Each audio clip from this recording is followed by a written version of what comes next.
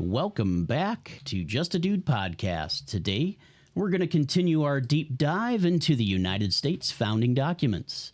Today, we're looking at the very heart of American governance, Article 1 of the U.S. Constitution. I'm your host, Nathan, and boy, do we have a lot to unpack. So let's get into it. All right, folks, let's start with the preamble. We, the people of the United States, in order to form a more perfect union, establish justice, ensure domestic tranquility, provide for the common defense, promote the general welfare, and secure the blessings of liberty to ourselves and our posterity, do ordain and establish this Constitution for the United States of America.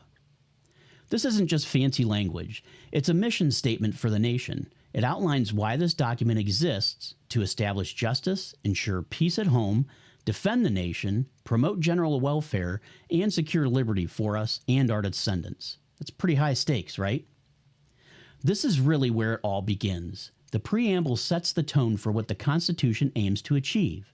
It's like the opening act of your favorite movie, setting expectations and laying down the law, literally. So moving on to Article 1, Section 1, we learn that Congress, made up of the Senate and House of Representatives, holds all the legislative power. That's a big deal because it means all laws start right here. The text reads, "All legislative powers herein granted shall be vested in a Congress of the United States, which shall consist of a Senate and a House of Representatives." Imagine if this power was given to just one person. Yikes. But by investing it in Congress, it ensures a balance of power, which is the key to our democracy. Now, Section 2 talks about the House of Representatives. Representatives are chosen every 2 years, which keeps the legislative branch close to the pulse of the public. But there are rules. You've got to be at least 25, a U.S. citizen for 7 years, and live in the state that you represent. The text reads, "The House of Representatives shall be composed of members chosen every second year by the people of the several states, and the electors in each state shall have the qualifications requisite for electors of the most numerous branch of the state legislature. No person shall be a representative who shall not have attained the age of 25 years, and been 7 years a citizen of the United States, and who shall not, when elected, be an inhabitant of that state in which he shall be chosen. Representatives and direct taxes shall be apportioned among the several states which may be included within this union, according to their respective numbers, which shall be determined by adding to the whole number of free persons, including those bound to service for a term of years, and excluding Indians not taxed, 3/5 of all other persons. The actual enumeration shall be made within 3 years after the first meeting of Congress of the United States, and within every subsequent term of 10 years, in such manner as they shall by law direct. The number of representatives shall not exceed 1 for every 30,000, but each state shall have at least 1 representative. And until such enumeration shall be made, the state of New Hampshire shall be entitled to choose 3, Massachusetts 8, Rhode Island and Providence Plantations 1, Connecticut 5, New York 6, New Jersey 4, Pennsylvania 8, Delaware 1, Maryland 6, Virginia 10, North Carolina 5, South Carolina 5, and Georgia 3. When vacancies happen in the representation from any state, the executive authority thereof shall issue writs of election to fill such vacancies. The House of Representatives shall choose their Speaker and other officers, and shall have the sole power of impeachment. Think about it. This setup is designed for representatives to be in touch with current public sentiment. Every 2 years, you get a chance to say, hey, you're not doing what we want, so let's switch it up. That is literally democracy in action. Section 3 introduces us to the Senate, where each state gets 2 senators serving 6-year terms. This is where stability meets experience. Senators do have to be older, and they've got to be U.S. citizens for at least 9 years. Let's take a look at the text. The Senate of the United States shall be composed of 2 senators from each state, chosen by the legislature thereof, for 6 years, and each senator shall have 1 vote. Immediately after, they shall be assembled in consequence of the first election. They shall be divided as equally as may be into 3 classes. The seats of the senators of the first class shall be vacated at the expiration of the 2nd year, the second class at the expiration of the 4th year, and of the third class the expiration of the 6th year, so that 1/3 may be chosen every 2nd year. And if vacancies happen by resignation or otherwise, during the recess of the legislature of any state, the executive thereof may make temporary appointments until the next meeting of the legislature, which shall then fill such vacancies. No person shall be a senator who shall not have attained the age of 30 years and been 9 years a citizen of the United States, and who shall not, when elected, be an inhabitant of that state for which he shall be chosen. The Vice President of the United States shall be President of the Senate, but shall have no vote, unless they be equally divided. The Senate shall choose their other officers, and also a President pro temp, in absence of the Vice President, or when he shall exercise the office of the President of the United States. The Senate shall have the sole power to try all impeachments. When sitting for that purpose, they shall be on oath or affirmation. When the President of the United States is tried, the Chief Justice shall preside. And no person shall be convicted without the concurrence of 2/3 of the members present. Judgment in cases of impeachment shall not extend further than to removal from office and disqualification to hold and enjoy any office of honor, trust, or profit under the United States. But the party convicted shall nevertheless be liable and subject to indictment, trial, judgment, and punishment according to the law. The Senate's like the wise elder of Congress. With longer terms, they're less swayed by the whims of the moment, providing a steadier hand in lawmaking and treaty affairs. Sections 4 through 7 deal with the nitty-gritty of how Congress operates, from how elections are held to the actual process of making laws. Bills start in the House, especially for raising revenue, but the Senate can tweak them, and if the president doesn't like a bill, he can veto it. And Congress can override that veto with a 2/3 vote. Let's look at the text. Article 1, Section 4.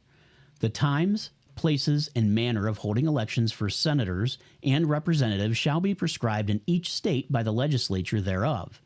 But the Congress may at any time by law make or alter such regulations, except as to the places of choosing senators.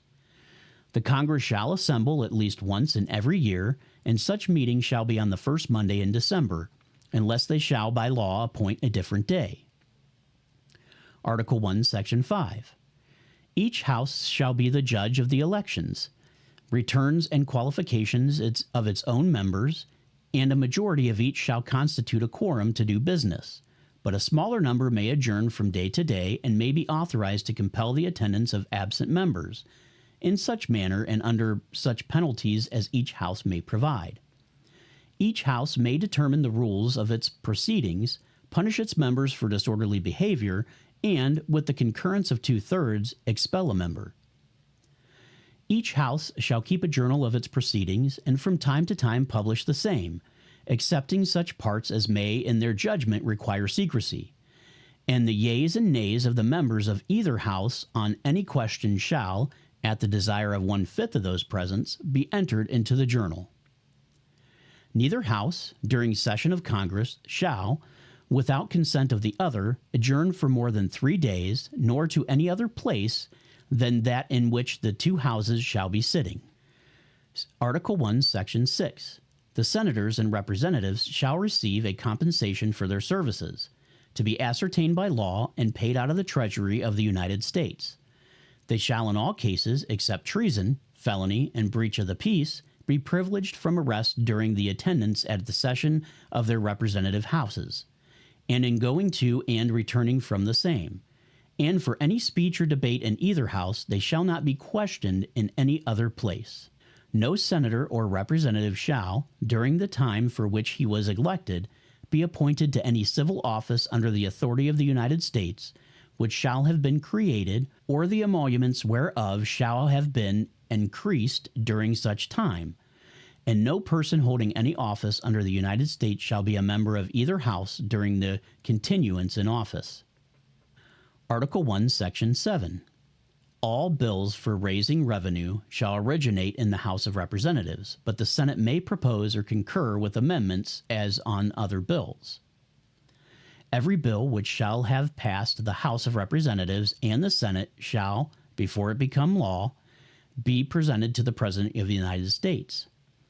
If he approve, he shall sign it, but if not, he shall return it with his objections to the House in which it shall have originated, who shall enter the objections at large on their journal and proceed to reconsider it.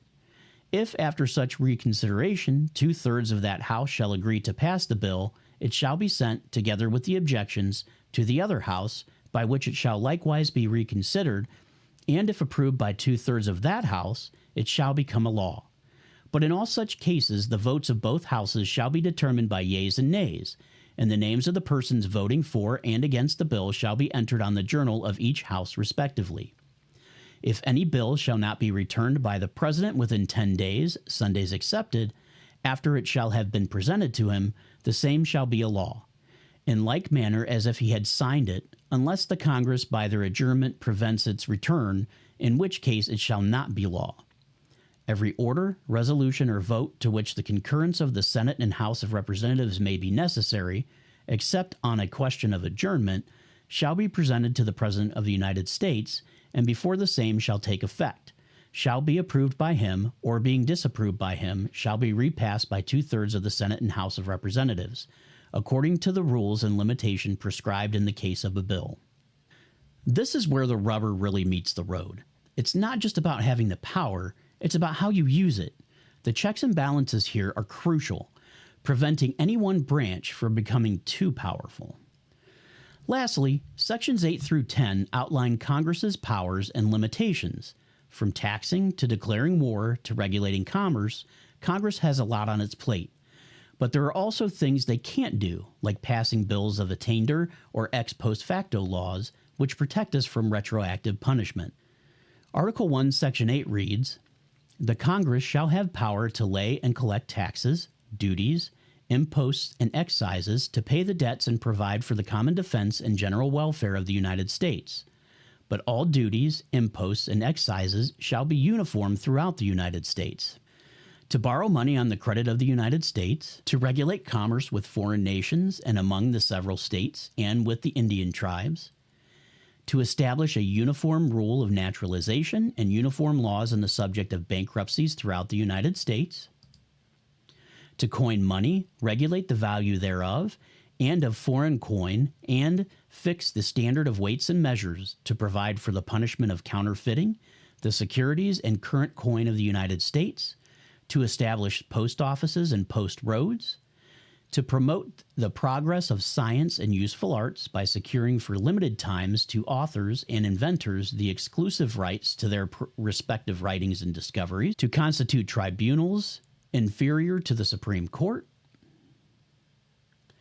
to define and punish piracies and felonies committed on the high seas and offenses against the law of nations, to declare war, grant letters of marque and reprisal, and make rules concerning captures on land and water, to raise and support armies, but no appropriation of money to that use shall be for a longer term than 2 years, to provide and maintain a navy, to make rules for the government and regulation of the land and naval forces, to provide for calling forth the militia to execute the laws of the Union, suppress insurrections and repel invasions, to provide for organizing, arming, and disciplining the militia, and for governing such part of them as may be employed in the service of the United States, reserving to the states respectively the appointment of the officers and the authority of training the militia according to the discipline prescribed by Congress, to exercise exclusive legislation in all cases whatsoever over such district, not exceeding 10 miles square, as may,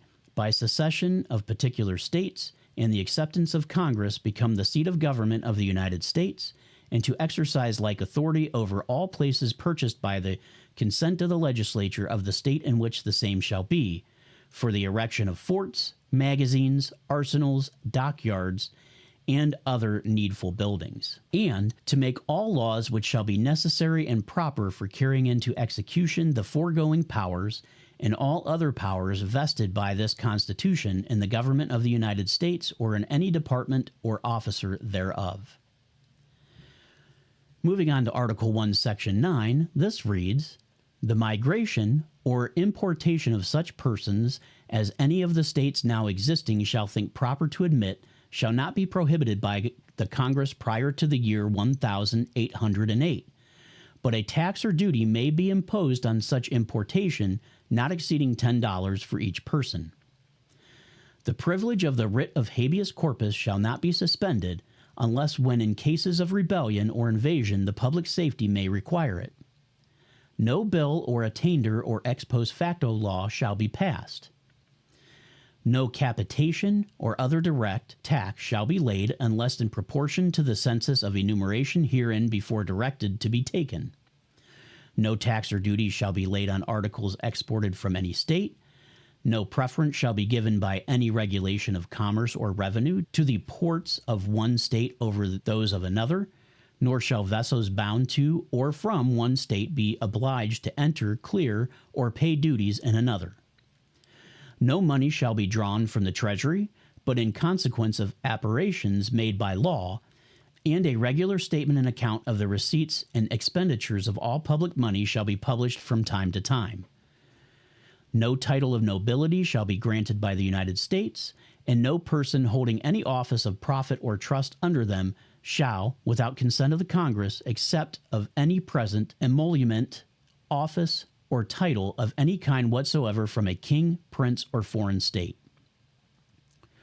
Article 1, Section 10 states, "No state shall enter into a treaty, alliance, or confederation, grant letters of marque and reprisal, coin money, emit bills of credit, make anything but gold and silver coin a tender in payment of debts, pass any bill of attainder, ex post facto law, or law impairing the obligation of contracts, or grant any title of nobility. No state shall, without the consent of the Congress, lay any imposts or duties on imports or exports except what may be absolutely necessary for executing its inspection laws. And the net produce of all duties and imposts laid by any state on imports or exports shall be for the use of the Treasury of the United States, and all such laws shall be subject to the revision and control of the Congress. No state shall, without the consent of Congress, lay any duty of tonnage, keep troops or ships of war in time of peace, enter into any agreement or compact with another state, or with a foreign power, or engage in war unless actually invaded, or in such eminent danger as will not admit of delay." These sections are like the guardrails on a highway. They keep Congress in line, ensuring they serve the nation's interests, not just their own. And remember, the states have their powers too, but not in areas like coining money or entering treaties without Congress's okay. Well, that's a wrap for today in our deep dive into Article 1 of the Constitution of the United States. We've seen how the legislative branch is structured into balancing power, ensuring representation, and protecting liberty. Join me next time as we continue our journey through the Constitution.